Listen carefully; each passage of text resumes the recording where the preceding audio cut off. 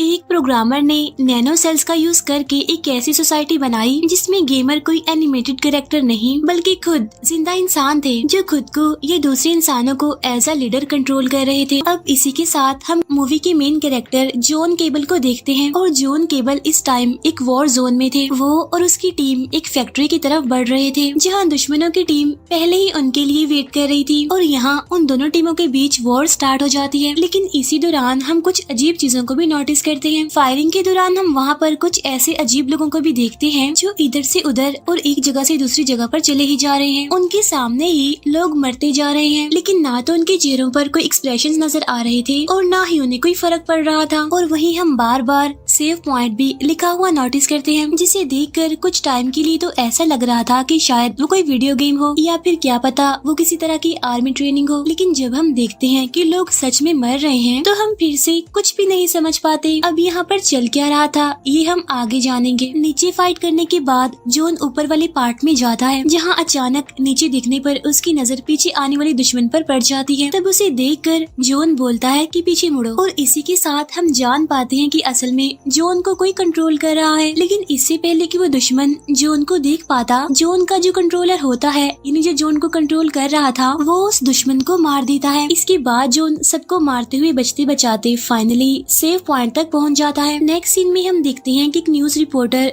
Can नामी आदमी का इंटरव्यू ले रही है और यहीं से आपको सारी बातें क्लियर हो जाएंगी। असल में कैन एक प्रोग्रामर होता है और उसने एक ऐसा नैनो सेल बनाया होता है जिसे कान के पीछे वाले ब्रेन के हिस्से में इम्प्लांट किया जा सकता है। अब ये जो नैनो सेल्स यानी नैनोटेक होती है वो अपने आसपास के सभी सेल्स की एग्जैक्ट कॉपी बनाकर उन्हें रिप्लेस कर देता है। तब नैनो सेल्स में रिमोट फंक्शनलिटी के जरिए जो कंट्रोलर या फिर गेमर उस पर्सन को कंट्रोल कर रहा होता है तो वो सब कुछ उसकी आंखों के जरिए देख भी सकता है। कैन ने सबसे पहले इन नैनो सेल्स का यूज करके एक सोसाइटी बनाई और इस सोसाइटी में एक ऐसी सोशल लाइफ सिमुलेशन गेम होती है जिसमें गेमर कोई एनिमेटेड कैरेक्टर नहीं बल्कि जिंदा इंसान थे जो खुद को या दूसरे इंसानों को एज अ लीडर कंट्रोल कर रहे थे। लॉन्च होते ही सोसाइटी पूरी दुनिया में फेमस हो गई जिससे रातों रात कैन दुनिया का सबसे अमीर इंसान बन गया। फिर इसके एक साल बाद कैन ने स्लेयर्स को क्रिएट किया जिसमें सभी शूटर्स थे और वो सारे प्रिजनर्स थे जिन्हें सजाए मौत या फिर उम्र कैद की सजा सुनाई गई हो। अब सोसाइटी की तरह स्लेयर्स में प्लेयर को पे नहीं किया जाता बल्कि इसमें कोई प्लेयर अगर 30 मैचों तक जिंदा रह जाए तो उसे आजाद कर दिया जाएगा। तब वो रिपोर्टर कहती है लेकिन आज तक तो कोई भी 30 मैचों तक नहीं टिक पाया। तब ये सुनकर कैन जॉन केबल का नाम लेता है। जॉन केबल जो कि मूवी का मेन कैरेक्टर भी है और सभी लोगों का फेवरेट प्लेयर भी है, वो अभी तक 27 मैचों में सरवाइव कर गया है और ये अब तक का सबसे बड़ा रिकॉर्ड है क्योंकि उसके अलावा कोई भी आज तक 10 मैचों तक भी नहीं टिक पाया। अब जॉन को कंट्रोल करने वाला एक यंग लड़का था जो कि काफी एक्सपर्ट गेमर था, साथ साथ वो एक रिच फैमिली से बिलोंग करता था। अब वो रिपोर्टर कैन से उन प्लेयर्स के बारे में पूछती है जो वॉर में घूम रहे थे। तब कैन कहता है कि वो खतरनाक प्लेयर्स हैं और उन्हें कोई भी कंट्रोल नहीं करता बल्कि उनमें तो कुछ बेसिक फंक्शंस डाले जाते हैं और अगर वो सिर्फ एक मैच में ही सरवाइव कर जाए तो उन्हें छोड़ दिया जाता है। लेकिन अफसोस की बात ये है कि अब तक कोई भी नहीं बच पाया। तब वो रिपोर्टर उससे पूछती है क्या ये मर्डर नहीं है। तब कैन कहता है कि खुद गवर्नमेंट ने इसके लिए अलाउड किया हुआ है क्योंकि इसके बदले गेम से कमाया गया पैसा फंड के तौर पर गवर्नमेंट को दिया जाता है। इसके बाद हम देखते हैं कि अभी बस इंटरव्यू खत्म हुआ ही था कि तभी एक हैकर शो को हैक करके क्लेम करता है कि कैन तुम सभी को कंट्रोल करना चाहता है और वो सभी को मारने से पहले यही कहता है कि मैं तुम्हें आरामदेह जिंदगी देने जा रहा हूँ। लेकिन सच तो ये है कि अगर कैन को ना रोका गया तो वो एक दिन अपनी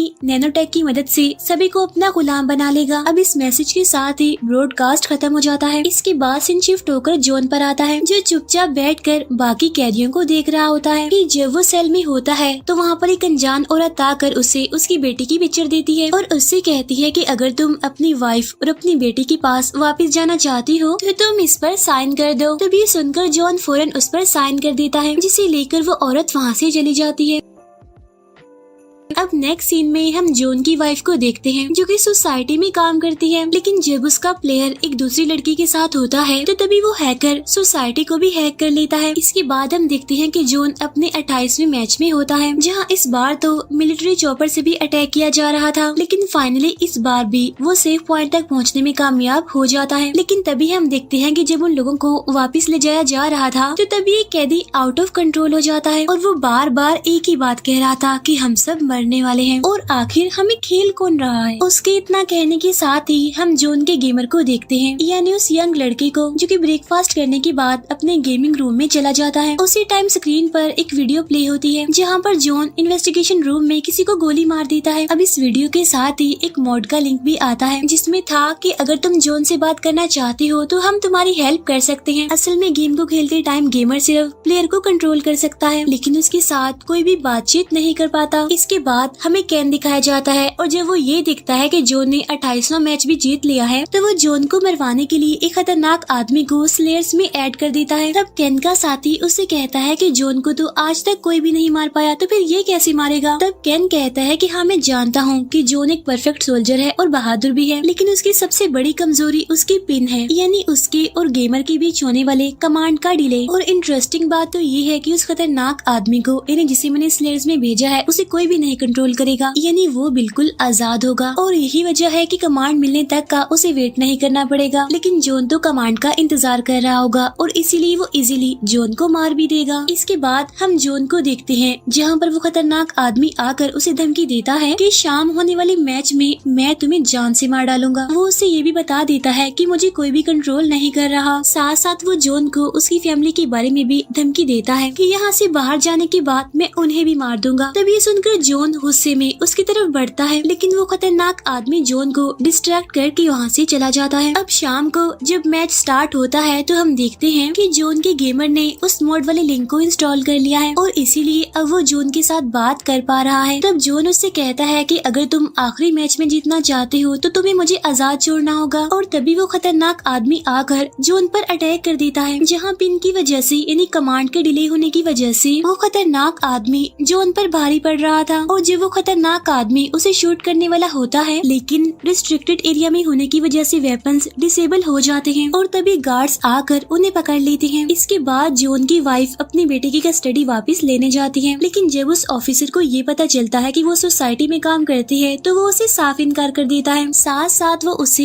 ये भी बताता है कि तुम्हारी बेटी को एक रिच फैमिली ने अडॉप्ट कर लिया है। तभी हम जॉन के गेमर को देखते हैं जो जॉन के लिए कोई अपग्रेड देख रहा था, लेकिन तभी वो हैकर उसे कांटेक्ट करता है और कहता है कि हमने ही तुम्हें वो मॉड दिया था और अगर तुम तीसरे मैच में जीतना चाहते हो तो तुम्हें जॉन को फ्री छोड़ना होगा, यानी उसे कंट्रोल नहीं करना होगा, जिसके बदले में हम तुम्हें एक और मोड देंगे, क्योंकि जिसे तुम सिर्फ गेम समझ रहे हो वो सिर्फ एक गेम नहीं है, बल्कि यहाँ और भी बहुत कुछ होता है। और इसीलिए कैन ये बिल्कुल भी नहीं चाहता कि वहाँ से कोई बचकर वापस आए और वो आखिर तक कोशिश करेगा कि जॉन बचकर वापस ना आए। उधर वो अनजान औरत फिर से जॉन के पास आकर उसे कहती है कि तुम्हारा गेमर तुम्हें आजाद छोड़ने वाला है, लेकिन तुम चाहे जितनी भी कोशिश कर लो, लेकिन कैन तुम्हें सेव पॉइंट तक पहुँचने नहीं देगा, इसीलिए तुम्हें कोई दूसरा रास्ता ढूंढना होगा। जिस पर जॉन कहता है कि ठीक है, लेकिन इसके लिए मुझे कुछ चाहिए होगा। इसके बाद शाम में हम देखते हैं कि जब मैच स्टार्ट होने वाला था तो जॉन वाइन की एक बोतल निकाल कर उसे पी लेता है। तो वो नशे में गिरते गिराती आगे बढ़ता है और वो फाइट से बचते हुए रिस्ट्रिक्टेड एरिया में जाने लगता है और वहाँ वो एक कार में वॉमिट कर देता है और फिर वो गाड़ी को स्टार्ट करके वहाँ से भाग जाता है। उसकी इस हरकत की वजह से उसे फ्लैग्ड कर दिया जाता है, इसीलिए उसका नाम टूर्नामेंट से हटा दिया जाता है।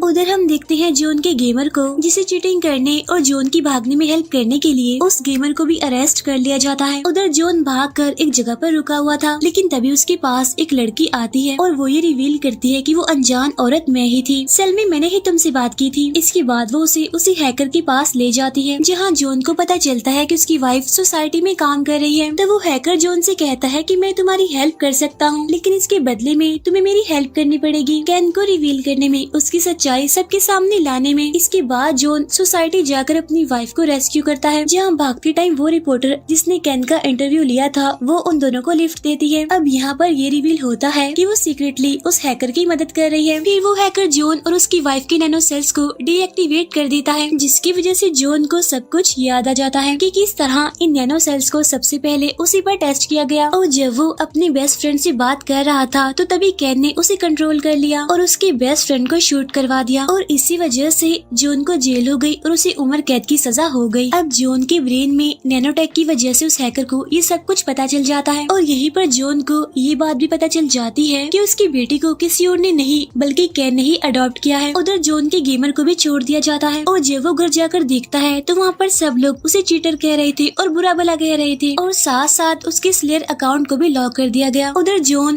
केन के घर चला जाता है जहाँ पर केन तो पहले से ही उसके लिए वेट कर रहा था। अब जॉन के आते ही वो कुछ कैदियों के साथ डांस करने लगता है और तभी स्क्रीन पर जॉन देखता है कि केन के साथी उस हैकर का पता लगवा कर सभी को मार देते हैं। इसके बाद वो कैदी जॉन के साथ लड़ने लगते हैं लेकिन उनमें से कोई भी जॉन के सामने ज्यादा देर तक टिक नहीं पाता और जॉन उन सबको मार गिराता है। इसके बाद जब वो केन को भी मारने लगता है तब केन उसे कहता है कि अगर तुमने कोई बेवकूफी की या फिर तुमने मुझे मारा तो तुम्हारी बेटी जिंदा नहीं बचेगी। तब ये सुनकर जॉन रुक जाता है और उसे नहीं मारता। यहाँ पर केन ये भी रिवील करता है कि मैंने भी अपने ब्रेन के 98% हिस्से को नैनो सेल से रिप्लेस कर लिया है। दूसरों के नैनो सेल्स कमांड लेते हैं लेकिन मेरे नैनो सेल्स कमांड देते हैं। यहाँ पर केन अपना मास्टर प्लान भी रिवील करता है कि बस वो कुछ दिनों बाद हवा के जरिए फैलने वाली नैनो सेल्स को भी रिलीज करेगा जो सिर्फ 6 महीनों के अंदर ही पूरे यूएस को इन्फेक्टेड कर देगा, जिसकी वजह से होगा ये कि लोग मेरे गुलाम बन जाएंगे और वही करेंगे जो मैं उनसे करवाऊंगा, जो मैं चाहूंगा। और इतना कहते ही वो उस खतरनाक आदमी के जरिए जॉन पर अटैक करता है जिसे जॉन इजीली मार गिराता है। लेकिन जब वो केन पर अटैक करता है तो वो फ्रीज हो जाता है। तब केन उसे बताता है कि मैंने तुम्हारी नैनो सेल्स को रिवर्स कर दिया है, यानी अब तुम्हारी नैनो सेल्स फिर से एक्टिवेट हो गए हैं। और ये कहने के बाद वो जॉन को मारने लगता है। उधर वो रिपोर्टर जो उस हैकर पर अटैक होने से पहले ही वहाँ से भाग गई थी, उसने नैनोटेक में एक कोड डाल दिया जिससे जॉन के गेमर का अकाउंट फिर से अनब्लॉक हो गया और इसी वजह से उनका लाइव टेलीकास्ट पूरी दुनिया में चलने लगा। उधर केन के साथ ही जॉन की वाइफ और उसकी बेटी को भी वहाँ पर ले आते हैं और केन जॉन को कंट्रोल करके उसी की बेटी को मारने के लिए कहता है। तब जॉन अपनी पूरी ताकत लगाकर खुद को कंट्रोल करने की कोशिश करता है लेकिन तभी उसके गेमर के कमांड की वजह से वो केन पर अटैक कर देता है। लेकिन अब क्योंकि केन की नैनो सेल्स पावरफुल थे इसीलिए वो जॉन की प्रोग्रामर पर ओवर पावर कर लेता है और आहिस्ता आहिस्ता करके नाइफ को